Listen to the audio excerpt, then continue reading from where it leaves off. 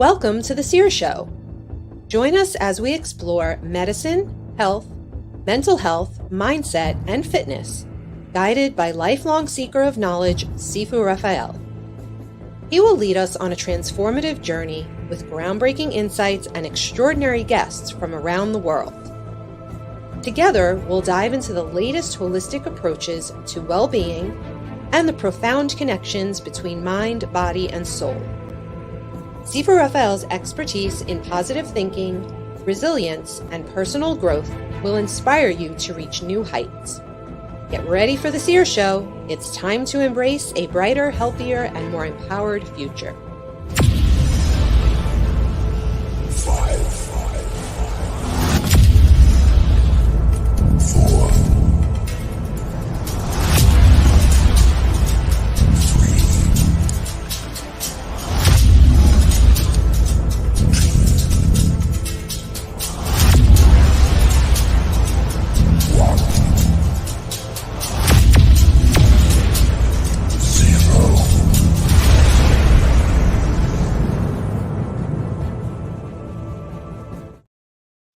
Otis, thank you so much for joining me on the Sear Show, my friend. How are you this morning? Oh, I'm doing great, doing great. I'm nice and warm. It's cold as all get out outside, so it's perfect here in the house. Yeah, exceptional. And one of the things that we definitely want to talk about today is not only energizing yourself, but also how to go forward and why self-awareness is so critical in anything we do, right? Oh yeah, yeah. I mean, you got to know who you are. You have to, Mm. as a leadership expert, you have to lead yourself because if I can't lead myself, I can't lead anybody else. So start with leading yourself, but in order to lead yourself, you have to understand who you are, self-awareness, mindfulness. I like to also equate it in the sense of navigation. You know, our phones are, the GPS, all the little map things on our phones, none of them work unless they're connected to the satellite and know where you're at right Mm. that minute. And that's the same thing. We have to know who we are today in order to plan who we want to be tomorrow, next week, next year, 5 years down the road. You got to know where to start. And that's why self awareness and mindfulness are so important.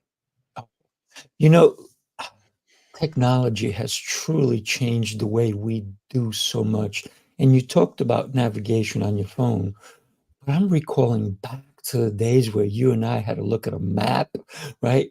Remember the atlas maps we had to look Oh, at? And it's like, where am I? What street am I? Then you have to drive a little further to like, is there a read the landmark? street Is there signs. something? But so many times we were lost. And it's because maybe the map was a little off or we didn't see it, the sign was off. But so many signs, even today, are wrong. Mm. This is why it's important to be aware, right? It's important for us to know truly, like you said, where we're going, but not only where we're going, but where we've been and the lessons we can learn from where we've been in order to go forward, right? Oh yeah, yeah. I'll give you just a lesson just from yesterday. Mm. Right. So going to get my massage, I know where it's at. I've been there 4 or 5 times, and I'm heading down the route that I normally go, and GPS is telling me turn here, turn Mm. left. I'm like, nah, that's not the right road. And I get and I turn left where I normally turn on the road I've done the last 4 or 5 times, and guess what? That road is closed.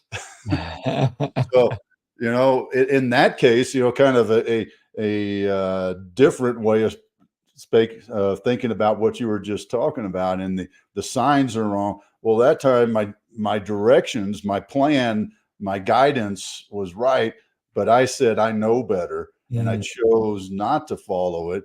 And frankly, I learned, and adjusted. I said, okay, well, crap, that was it was right. The dang computer was right and I was wrong, but I'll take that because I still got to the outcome. That's the other Mm. piece of that I always like to think about is, well, what was my path? My path that I had in my mind was incorrect, Mm. but I changed my path and I still got the outcome, the results I was looking for. Mm, That's what's so exciting when you start to think about something as simple as that is going to some place, whether it's the store, massage, whatever, and that's the outcome you want. You want to get there. Well, what's the path you want to take? Well, mhm, generally speaking, we pull up our phone and we do a GPS, or if we've done it 1,000 times, we'll know the route, and then something will happen and we have to adjust. Road closed, detour sign, right? And we adjust and we take that detour, and guess what? We still get there.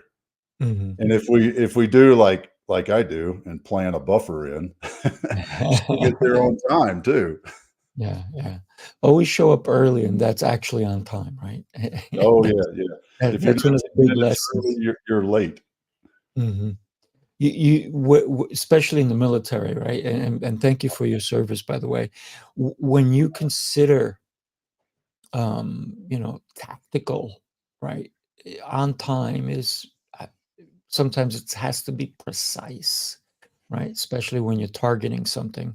Mm, So, but a lot of times, and you said it, there may be a detour, there may be a turn you didn't expect. Even in fighting, right? You may throw a punch, and sometimes when I'm teaching people something, I'll, even if I'm holding pads for somebody and they're constantly hitting, and they expect to hit, but I'll pull the pad away, and they'll swing, and they'll look at me like weird. I'm like, "Hey, you don't always hit every target."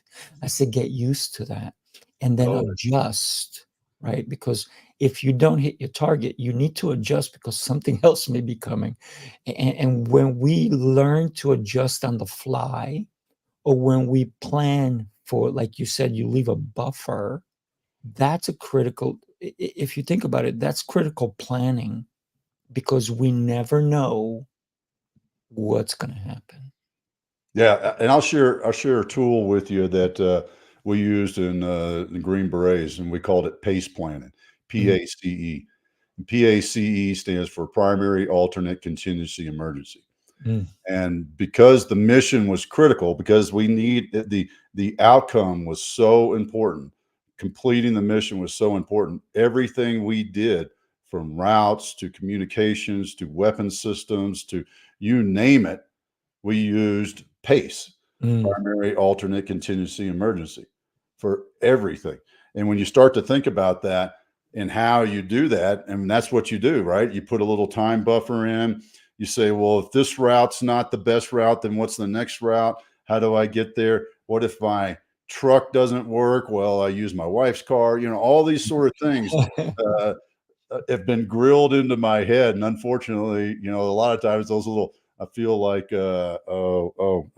beautiful mind with all the numbers going around. Well, that's me with all the plans, my alternate contingency emergency. What's that? This and that, and it's constantly going. But mm, if you start to think about the way that you live your life, mm, and you look at things in that sense of, well, okay, that didn't work. What's my alternate? mm. Right. And people ask me this all the time, Otis, how much time should I plan on contingency planning? And the simple answer is, and it's hard to do, the simple answer is how important is the outcome? Mm. If the outcome is critical, then you better plan, have a primary, alternate, contingency, and emergency to get there. If it's critical, if it's just, what are we doing for lunch? Oh, we're going to go down, get a burger, right? Okay, well, if the road's closed or snowstorm, blizzard like we had the other day, maybe I don't go out and get a burger for lunch, right? I just wipe that plan off. But if it's something critical to business success, to your life enjoyment, to your purpose fulfillment, then man, you should think of it that way. Well, what's my alternate path? Mm. What's another way of achieving that? What's another way of getting there? And continue to think that way. And that way you get what you want. You get that fulfillment. You become who you want to become. And circling it back around to that self awareness, in that practice, you become more aware of who you are, what your strengths and weaknesses are, and how that you can fulfill your purpose and better work with others. Oh, without a doubt. I love the way you think, and I think the way you think, it's because of your training, right? I think a lot of people who don't necessarily plan with contingency plans, if you will, it's because they haven't been trained to do so, right? And your training definitely shows that even if you're going to the supermarket, your mind is going there, right? Oh yeah. Unlike most people who go, oh, well, whatever. But contingency plans, I think that that's a critical to every day, right? Because when we plan our day, and if you're brilliant and you plan your day before the day happens, not during the day, um, right? Because most people, they're like, oh, what are you doing tomorrow? I don't know. We'll find out. That's not the right way to plan your days, right? Because guess what? Somebody else will plan your days for you if you don't do it, right? So I love the fact that if your truck is not working, you'll take your wives, or if this isn't working, you'll do that. And so there's always not only room for adjustment, but also I think that that leaves a lot of room for growth because you allow yourself to see an opportunity present itself and even gain something from it, right? Oh yeah, yeah, and what are those lessons as you go along, right? Okay, what if my wife's car, what if she's gone, so I don't have another car? Well, what's another thing I can do? Uh, Mm, you know, I can walk, right? Or I can call an Uber, or something along those lines, right? So I think what it's done is it shaped my mind into this sense of if that's what I want to do, and here's my primary path to get there, right? Direct line, direct path to it. mm, And that doesn't work. My mind says, well, that's okay. Let's take that detour. Let's go this way. Let's try this. Let's poke mm, over here. Let's come around this way.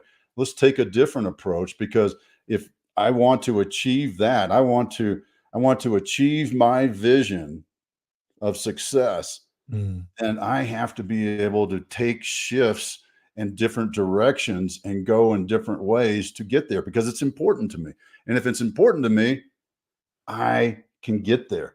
And it doesn't matter what obstacles I hit, what impediments to my success I hit. That the great Stoic philosophy of the obstacle becomes the way. I think Ryan Holiday kind of paraphrased some Stoicism in that, but that's so true in that sense of, well, this is how important it is, and I am going to overcome that obstacle to get there. And in mm. overcoming that obstacle, I learn and become stronger and better at what I'm doing because now guess what? That obstacle is no longer an obstacle because I've overcome it.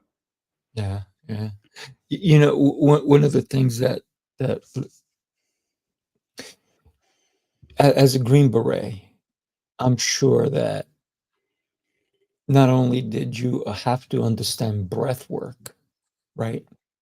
Because it's so important, but breath work is also about being aware. That's the self-awareness. A lot of people, they get nervous, so their breathing changes. They get anxious, their breathing changes. But to be fully self-aware, you have to also start deep in yourself, understanding your breath, how your breath calms you. Because in order to even facilitate a mission, you need to be calm, don't you? You can't be Mm. anxious and crazy and all that because then there's going to be so many different things that can go wrong.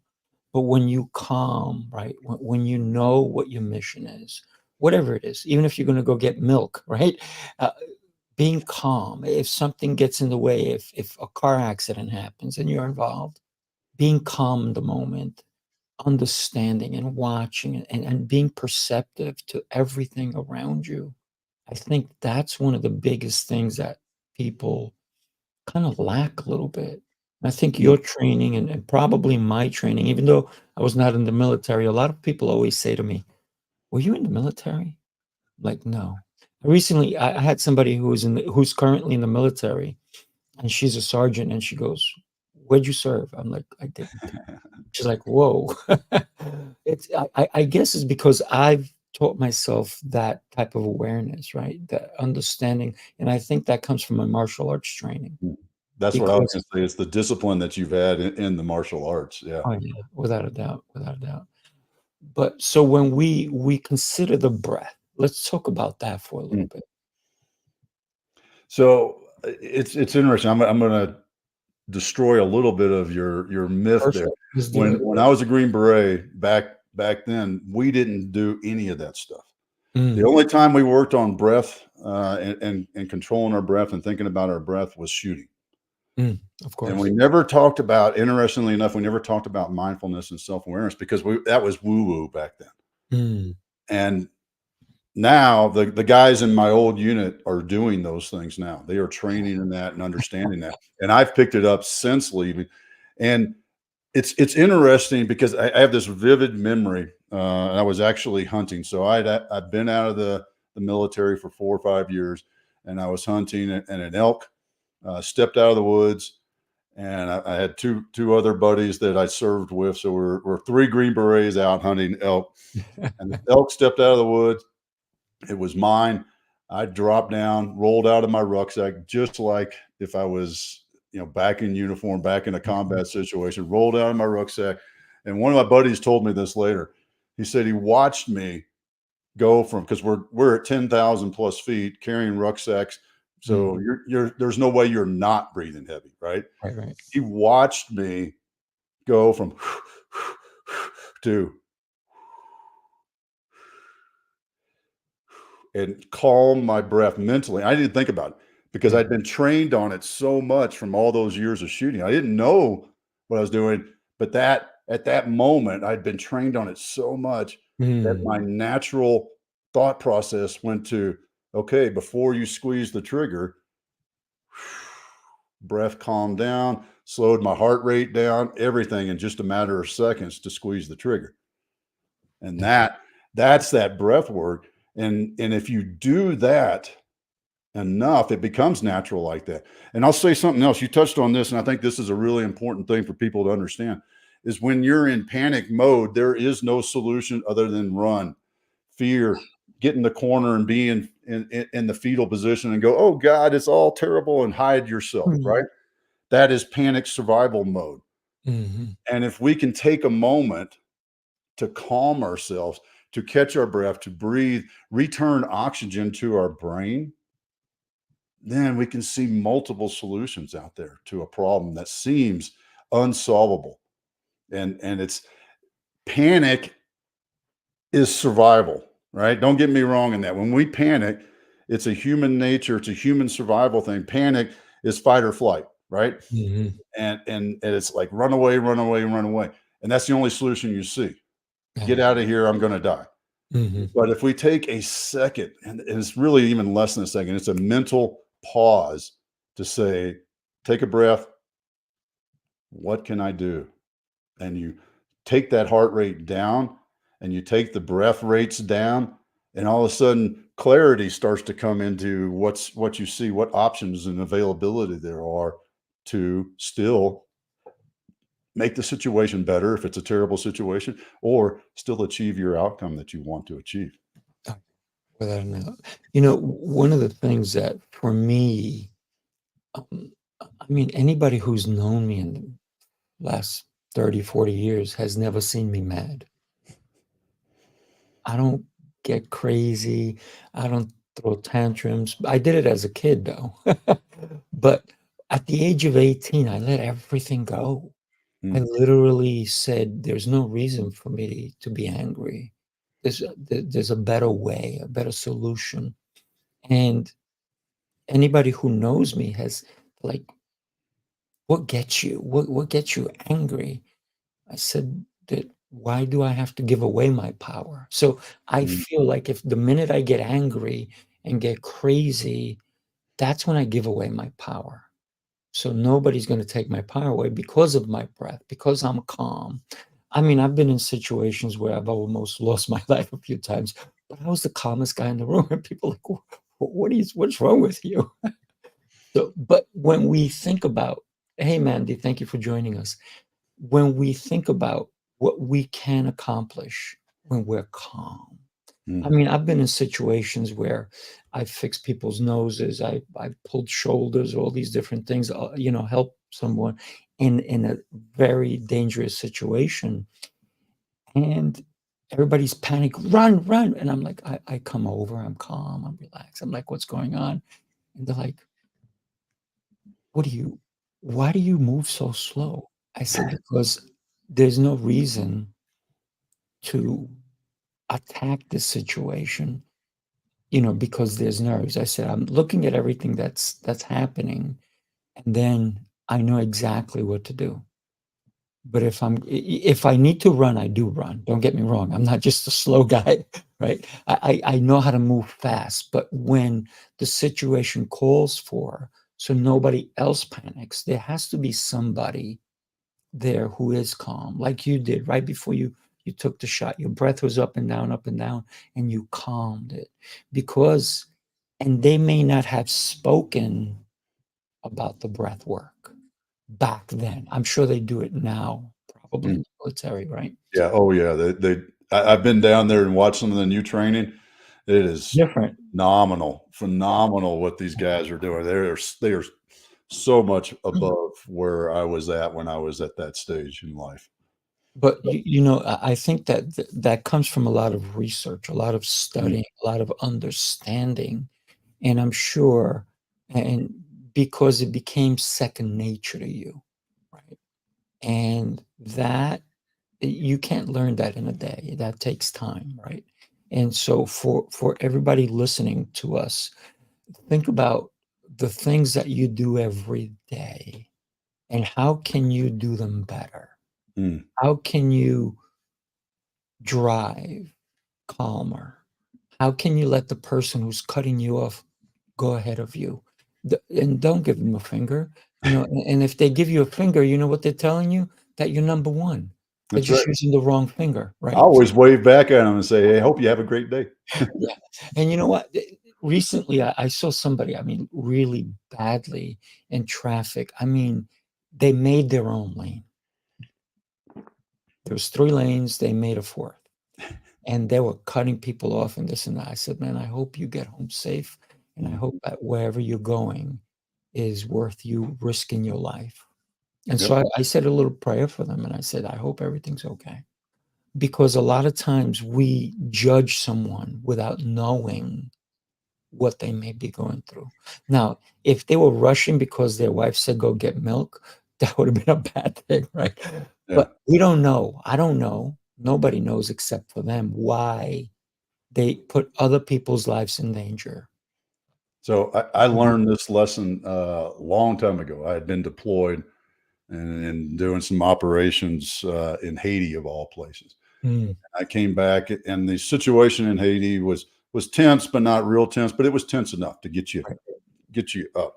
And Mm, I remember the first time I'm driving my truck down the highway. Uh, I came this close to ramming people because mm, that was what I had to do in Haiti. right. When things started to get bad and the car started to kind of start to block you in, it was like it was, demolition derby go time sort of thing. Right.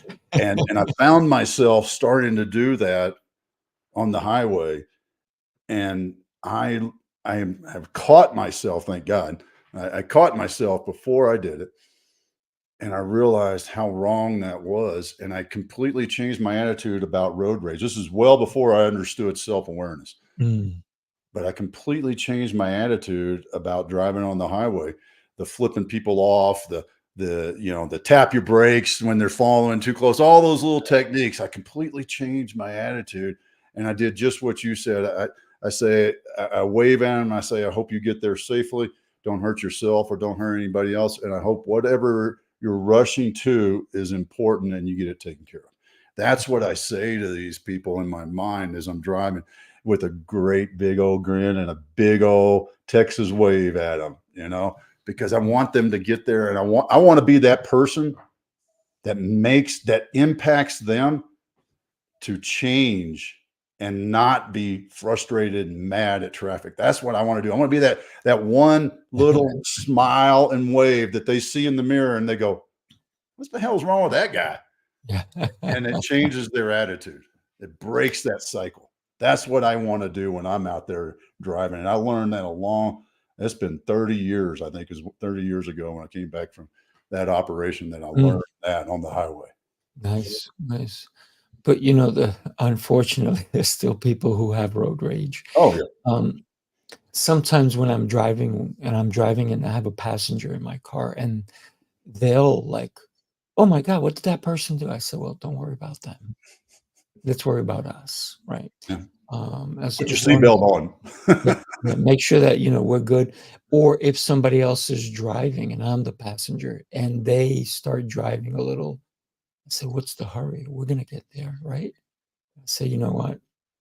Um, if you wanna drop me off somewhere, we can do that." And they're like, "Why?" I said, "Well, because, you know, I like my life."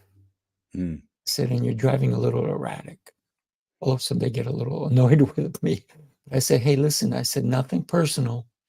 I said, "But, you know, you may be putting you if you wanna put yourself in danger, that's one thing, but don't put me in danger." So Mhm. sometimes we have to remind someone else that, "Hey, someone else's life is in your hands," Oh, right? yeah. So a lot of people don't realize that when they're driving erratic, that they're putting everyone else on the road in danger, and I'm sorry Yourself. that we went into this route of putting other people in danger, but sometimes that's where self-awareness is. What Mhm. are our actions that affect other people? That's being self-aware. What did I do? Am I hungry or am I hangry, right? So, do you blame your circumstances and then take it out on other people? So I Mhm. think that's part of being aware also, right? Yeah, yeah, and I think, as you grow and start to become more aware, one of the things that I teach is, well, what are the indicators that last time I was out on the highway, I got road rage, I got really mad and Mhm, traffic really frustrated me. Okay, so you're going there again. You're making that same drive. What can you do different? How? Because that's an indicator. mhm, Indicators are these leading things that are coming towards you that say, "Hey, I'm about to get in that situation again that I didn't like the way I reacted. So how do I prevent that?" Well, I look for indicators. An indicator might be I'm making that drive to work today, or whatever. And if I prepare myself for it, I see those indicators and I go, no, not today. Anger. Anger is not going to happen today. I'm going to have a nice, calm drive. If I'm 5 minutes late to the office, I'm 5 minutes late to the office. That's okay. It's only 5 minutes. Heck, if I'm 15 minutes, it's only 15 minutes in your whole life. mm, It's okay. yeah, Right. But I see those things and I call them indicators. That was a term we use in the military for intelligence operations and things like that. And I call them indicators because they tell me what's about to happen. I see it. I know I'm going out to the garage to get in the truck and start driving. And I know the route I'm going to take. And I know that route's probably going to have traffic. So what am mhm, I going to do? I'm going to choose not to be pissed off. I'm going to be self aware to not allow that stimulus to piss me off. I love that Viktor Frankl quote from his book, Man's Search for Meaning. mm, And, it's this gap, this pause, this opportunity, this moment between stimulus and reaction. And in that moment, we get to choose. And when you start to put these indicators out there, of that stimulus coming at you, then you can be more prepared for it, more aware of it. yeah. I mean, Jesus, and sometimes it is a split second, isn't it? Mhm. When we have a choice of how do we react? Because a lot of times it's not about reacting, but acting, right? Because Yeah. we can easily react. I mean, there's certain things that we need to react. I mean, if somebody's striking at you, you block or you strike before they strike, whatever it is. And that's a learned skill, right? Or a response, if you will. But what if before a situation escalates, we take a deep breath and we talk out of it? So even though I'm a martial artist, I'm definitely a communication artist because I'd rather talk someone out of a fight than into a fight. And a lot of times I see people, it could even be with your spouse, your girlfriend, your boyfriend, whoever, your kids. It's that verbal communication that people get into, where it's the words we use, the hurtful words, that once, and a lot of people don't realize it, that once you say them, you can't take it back. Oh, You can say, "I'm sorry," but those words are already used. So it's thinking before we speak. yeah, yeah. I think that's huge.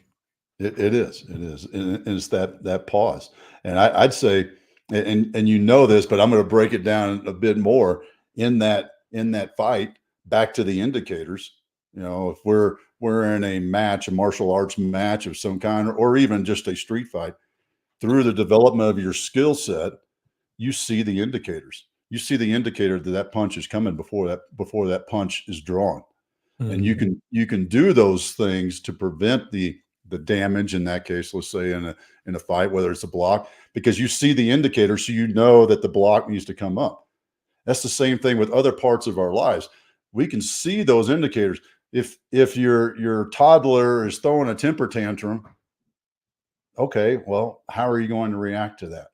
What are you going to do? How are mhm, you going to console them? How are you going to calm the situation down? Or are you going to do right there in them and their negative energy and go into their negative energy in that sense and match them at that negative energy and yell and fight and call them a problem, call them names, all these sort of things, mm, which, like you just said, are unrecoverable. So think about that situation, and here's that problem, and maybe even learning in that as a better parent. How do I become a better parent? What were the indicators? What things led to that tantrum? And mhm, what can we do to help that child not get to that point? What were some indicators that I can start to teach that 3-year-old to keep them from getting to that point where they're throwing a tantrum and blowing up? mhm. Whatever it is, whether they're hangry or sleepy or whatever, right? All those sort of things. But we could teach that to our youngsters also, our Mhm, kids in that sense, and start teaching them that skill so that they can become better human beings going forward in life. yeah. So these are the skills that you're also teaching, and this is your website right here. It's 10xyourteen.net, right? When you consider some of the conversations that you and I have had, even in the past or currently, these are skills that I think a lot of teams need to start to work together with. It's that communication. It's that level of understanding, even if you don't know what they're doing. You talked about a toddler. Sometimes we don't know. We can't understand. They went crazy, Yeah. right? That's why they call, the 2-year-olds, right? Terrible twos, right? Terrible twos. That's why they call them that, because they're just terrible, and you cannot comprehend it. But what you could do is maybe sometimes just let them be and let them get a little crazy, and put them in almost in a padded room so they don't hurt themselves, but let it go, right? And a lot of times people don't allow themselves to even scream, or to let the emotions roll away, or even speak about it, because they're afraid of, if I tell you my feelings, Otis, the other day you did something to me and I'm really upset about it, and I want to talk to you about it. And all of a sudden, instead of you saying, let's talk about it, and then I tell you what you did, and then you get angry with me, instead of trying to understand my point of view, then we both have a problem, because Yeah. all of a sudden you're angry with me again. Now we rehashed that old problem, instead of trying to figure out how you made me feel, and maybe how we can move forward with it, right? And I think that's where true communication can come in, when we start to maybe see it from the other person's point of view, even if we don't agree with it, right? Oh yeah, yeah. Well, and here's a philosophy that I believe in is the more negative we are, the more judgmental we are. Mm, Right. And that negativity back, even in the fight or flight and that panic, which is negativity also. But as we become more open and more aware, more self-aware and more positive in what we see, more opportunistic in what we see, we have less judgment. And because we have less judgment, we can hear your perspective. I can hear your perspective and I can say, okay, I see why you think that. I don't have to agree with why you think that, mm, but I see why you think that. Okay. And in this interaction, the example you use between two team members having a problem, I could say, okay, I see why you say that, and I'll do my best not to do that again because I respect you as a human, because I am not judging you for your actions. Those actions are your own. I'm mm, not here to judge your actions and how you feel and your perspective, because that is your perspective. You own your perspective. I own my perspective. But I am open enough to not judge your perspective. And that's what allows us to work together as team members, because I accept you and your faults and your skills and your strengths as they are and your perspective as it is. And I don't judge it. mm, I work within it. mhm. I think that's how you build a strong team, right? It's that communication. And a lot of times I can see even like a new manager coming in and a lot of people may not want that new manager because they think like he doesn't know us. He doesn't know or she doesn't know who we are or what we stand for or how dare they come in and tell us what to do, right? Instead of giving them a chance. Or even the new manager saying, hey, listen, guys, I don't know you, but I like to get to know you. So it's how we use that self-awareness to say, this is who I am. This is what I bring. Now tell me about you and how we can work together, right? Mhm. Yeah, yeah.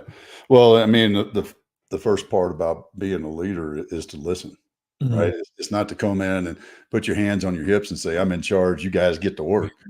Yes. It's all right. So what's going on here? What's the process? What do you do? How do you do it? What do you think needs to be done? And great leaders hear those things. They take input from their team. They are. I think the old way we used to describe it was democratic leaders. Mhm. They hear what the subordinates say and listen to them and listen to those suggestions and take those suggestions, but remember that you're still the leader, you're still the one in charge, you're still the one responsible. The way I always like to say that also is that if anything goes wrong, it's my fault. If anything goes right, it's their fault. Right. That's what great leadership is. I take responsibility when things screw up. I don't care whether it was Joe's fault 100%. I'm still responsible because you know what? I allowed Joe to fail at that. Mhm. Did I set Joe up? Did I give him all the right tools and all these sort of things about taking care of Joe as the leader? And if Joe got it right and Joe was the reason that we were successful in winning that contract, then you know what? I'm pointing Joe out and I'm giving Joe a bonus That's right. because he deserves it, not me. Because yes, I set the stuff up. I'm responsible. I'm taking responsibility. But in the end, if anything goes wrong, it's my fault. If anything goes right, it's my team's fault. Yeah. That's Full that full is great leadership. responsibility. Yeah. Yeah, and responsibility too, Mhm. when you consider the growth of a team, it truly has to be a team, right? And a lot of times, a lot of people will go into and start working with a team, but there's just some people who are not really congruent with the team. They're not doing their part. So this is where maybe a leader may have to come in and cut some ties, right? Oh yeah. Yeah. I mean, It's a that's the shame, but tough it decision. happens. Right. And I've had clients that have had that problem, right? Mhm, That person is a cancer. mhm. And it's like, hey, what are you going to do? That individual in your team is screwing everybody over because they aren't doing their job. You've taken the time, you've trained them, you've provided them the necessary equipment and opportunities to succeed. You've told them what they need to do to be successful, and they still don't perform, then it's time to give that person the opportunity to go find something to do someplace else. Right. Right. Which you may be doing them a favor. Maybe they were not happy anyway. I've seen that happen a lot, where that individual, I've stayed in contact with a couple of them that have left and gone to another job and accelerated. I saw it in the Army too. I Yeah, mean, of course. yeah. Yeah. One of the things that, for example, tonight, I'm going to meet a bunch of women because I'm teaching a self-defense Mm. 6-week workshop, and they don't know me. They signed up blindly, right? But when they come in, it's the trust I have to build in them that what I'm going to teach them can save their lives if need be. Hopefully not. But when we also work with a team or we work with someone, we have to bring the trust. We have to build the trust. And then the most important thing is they don't know each other either. So now they need to learn to work together in order to be able to practice the drills that they're going to learn, to be able to go through each phase, to be calm. So that's one of the things that they're going to be learning today is to breathe. Mm. So even though they may be in a bad situation, that the breath is going to help them. It's going to calm them down so that they can do what they need to do. Because I'm going to be teaching women who they may be 5'2", and somebody who's 6'2" will be attacking them. How do they get out of that situation? It's not going to be as easy if they were the same size. But so now we have to apply technique. We have to apply breath. We have to apply practical, true self-defense. Because I never teach fluff, because fluff will get somebody hurt. Mm-hmm. And that's so when we help someone understand where they are, because self-awareness in a dangerous situation, and you talked about it earlier, how you need to feel the breath, even though you were trained and weren't told about it, but just you understood the importance of it, to calm yourself, to be able to be in the moment, because this is when things actually slow down, when you can become immersed in the moment of whatever is happening, right? Oh yeah, yeah. It's amazing. It goes back to that fight or flight, right? Mhm. When we're high heart rate uh, and breathing rapidly, it's fight or flight. It's amazing. Back to when I calm myself down, I lower my heart rate, I lower my breathing rate. I can see more things, and it does feel like time slows down. And Mhm. that's a powerful place to be when you start to understand that and start to realize that, hey, I can do this. I can I can create better solutions. I can identify better opportunities in this situation and calm down and move myself out of this dangerous area. And then I always like to joke about this too. It's another philosophical thing that we talked about in the military. You get out of this this dangerous situation, right? And we move out of that dangerous situation. We've said, okay, this is happening, and we're in danger here. We've got to move rapidly out, right? We've made that decision and determination. So we move rapidly out of this dangerous area, Mm. and then we pause. And what we do, when I say we pause, we literally pause. We face out, we take a knee, we drink water, and we change our socks.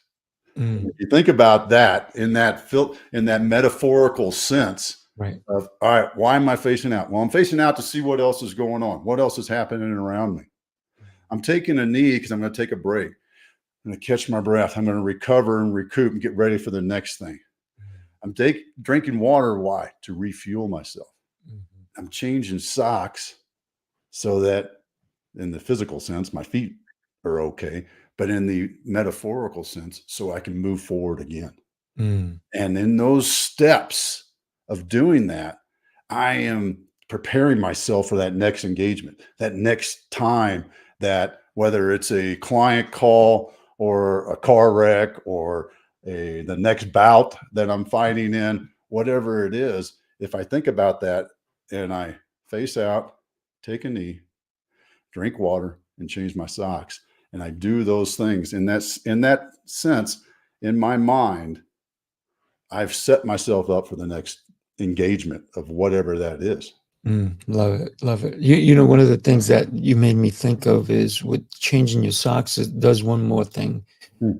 and that's grounding you. Oh yeah. It grounds you.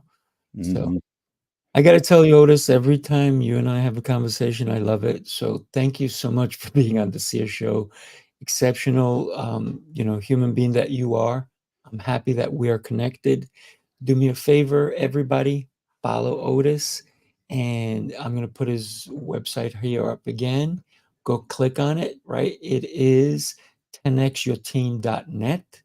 And here's the thing that you need to do every day: breathe, calm, and find the energy in you so that you can have an exceptional life. Otis, thank you, my friend. I really appreciate you.